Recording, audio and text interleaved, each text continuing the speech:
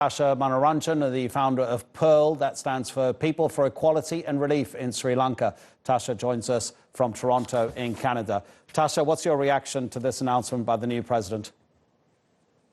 Thank you for having us on. I think this is another war criminal taking office in Sri Lanka, unfortunately. We've seen a succession of war criminals taking office since Gotabaya's election over the weekend. And bringing his brother Mahinda on board as prime minister is just the next step. It's really another insult to the injury that the Tamil community has faced since the peak of the genocide in 2009. And it shows the Tamil community and the international community that there has been absolutely no progress for accountability, for answers for the tens of thousands who were killed by the Rajapaksa brothers in 2009. And the lack of the highest office in Sri Lanka. Okay, Tasha, I'll tell you what, we're going to continue. You just broke up a little bit there, but obviously it's a Skype connection, so let's hope it remains a good one. You must be, I presume, indicating that you thought that Gotabaya Rajapaksa's appeals to minority Muslims and Tamils to vote for him in the election that he won with just over 52% of the vote were sort of false appeals, that he doesn't truly believe within himself that he's the man to bring the different ethnicities and religions of Sri Lanka together, because he certainly set himself up like that before the election.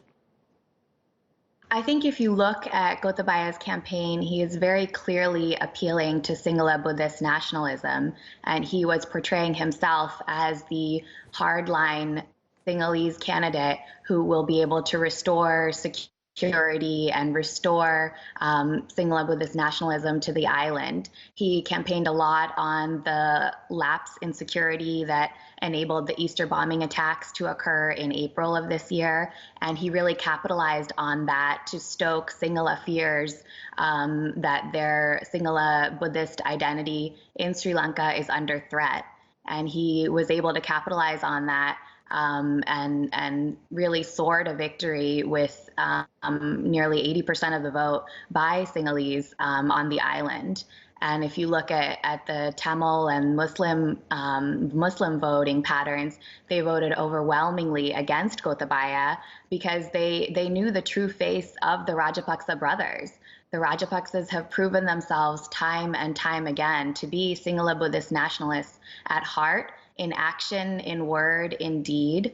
And the Tamil community certainly knows this after having experienced the genocide of 2009.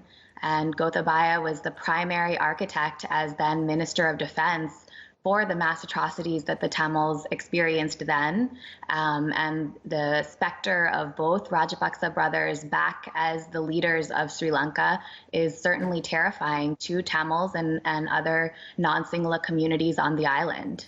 Tasha, if you don't mind, just a brief answer on this last question. How concerned are you that during Gotabaya's time as president, he and his brother Mahinda together are going to put in place systems that are going to guarantee that their philosophies dominate Sri Lankan politics for many, many years to come? And not only that, possibly their own immunity from potential future prosecutions.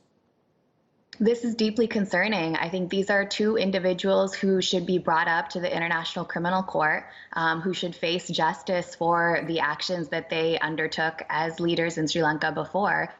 And instead, you see them coming in as president and prime minister, and again inculcated by diplomatic and sovereign state immunity from prosecutions. I think these are people who should be in The Hague and instead are back in Colombo and back in diplomatic circles as the leaders of Sri Lanka. And this is deeply concerning to Tamils and to all those concerned about human rights in the world. Tasha, really appreciate your time. Thank you so much indeed. Tasha Manoranjan speaking to us from Canada.